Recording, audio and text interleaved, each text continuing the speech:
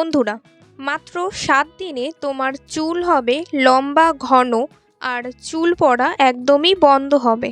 যাদের চুল মাসখানেক ধরে লম্বা হচ্ছে না, তাদেরও চুল এই মেথির ঘরোয়া নুস্খা ব্যবহার করার পর থেকে চুল পড়া বন্ধ হবে এবং নতুন চুল গজাবে। আমারও এক সময় এত চুল উঠছিল যে ঘুম থেকে ওঠার পর মাথা আঁচড়ানোর সময় চিরুনিতে একগাদা চুল লেগে থাকতো।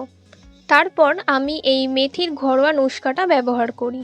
এখন আমার চুল 3 গুণ লম্বা, ঘন এবং স্মুথ।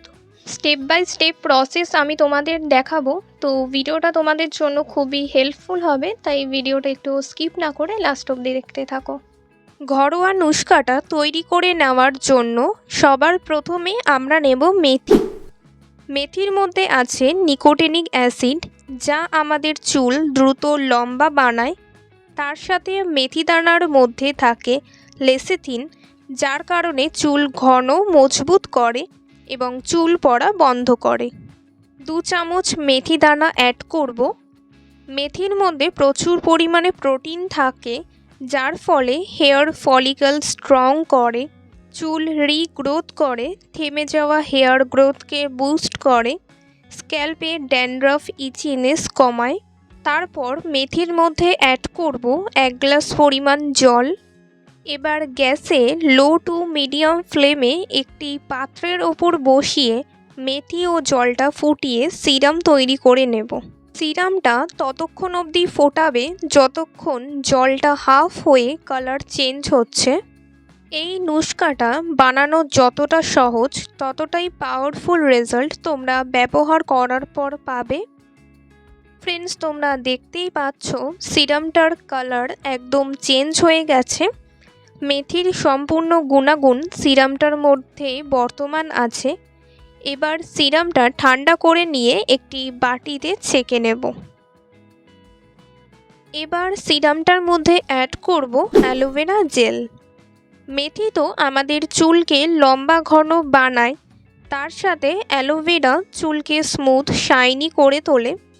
অ্যালোভেরা জেলে ভিটামিন এ, ভিটামিন সি এবং ভিটামিন ই থাকে, যা আমাদের স্ক্যাল্পে হাইড্রেশন দেয়। ড্রাই স্ক্যাল্প ঠিক করে নতুন চুল গজাতে সাহায্য করে অ্যালোভেরা, আর তার সাথে চুলকে সিল্কি বানায়। অনেকের কাছেই গাছের অ্যালোভেরা লিফ থাকে না, তাই আমি মার্কেটের অ্যালোভেরা ইউজ করছি। আর যদি তোমাদের কাছে গাছের অ্যালোভেরা থাকে, তাহলে সেই লিফ থেকে জেল বার করে ইউজ করো।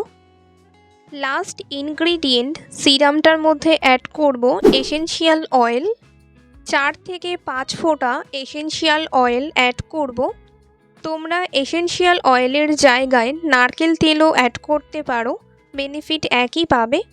অয়েলিং আমাদের চুলের জন্য পিওর অ্যান্টিঅক্সিডেন্ট, যা চুলের ড্রাইনেস কমায়, হেয়ার রুট স্ট্রং করে, হেয়ার শাইন বাড়ায়। এখন 2টি জিনিস খুব ভালো করে সিরামে মিক্স করে নাও।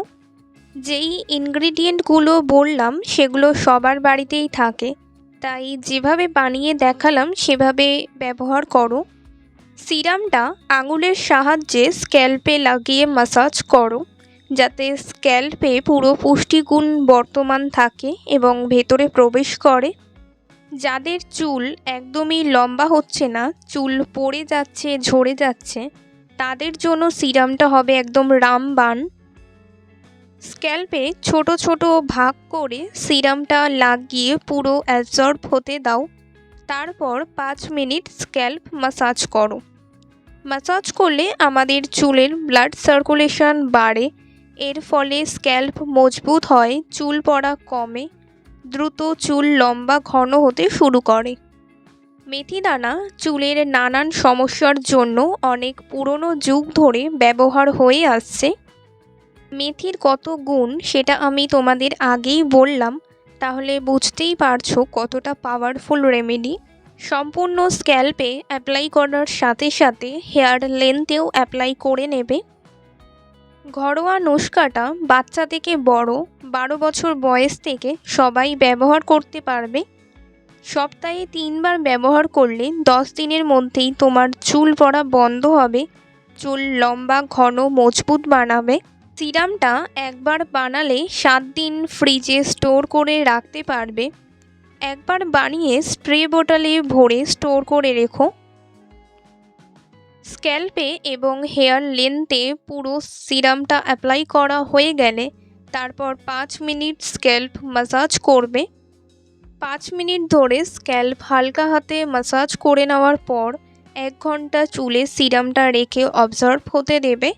তারপর শ্যাম্পু করে নিতে পারো অথবা জল দিয়ে পুরো চুল ভিজিয়ে স্নান করে নিও। আমি জল দিয়ে পুরো চুল ভিজিয়ে স্নান করে চুল শুকিয়ে আঁচড়ে নিয়েছি। তোমরা দেখো রেজাল্ট একদম দারুণ। চুল আঁচড়ালে একটাও পড়ছে না, চুল স্মুথ সিল্কি হয়ে গেছে। স্টেপ বাই স্টেপ তোমাদের যেভাবে বললাম এভাবে ইউজ করো। একবার ব্যবহার করার পরেই ইনস্ট্যান্ট চুলে শাইন দেখতে পাবে।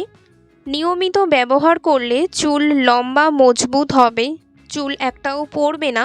এমনকি যেই জায়গায় ফাঁকা হয়ে টাক দেখা যাচ্ছিল সেই জায়গাগুলোতে নতুন চুল গজাবে। এতটাই পাওয়ারফুল ঘরোয়া নুস্খা এটা। অবশ্যই তাই ইউজ করো আর রেজাল্ট আমাকে কমেন্টে জানিও। আমি অপেক্ষা করব তোমাদের কমেন্টে।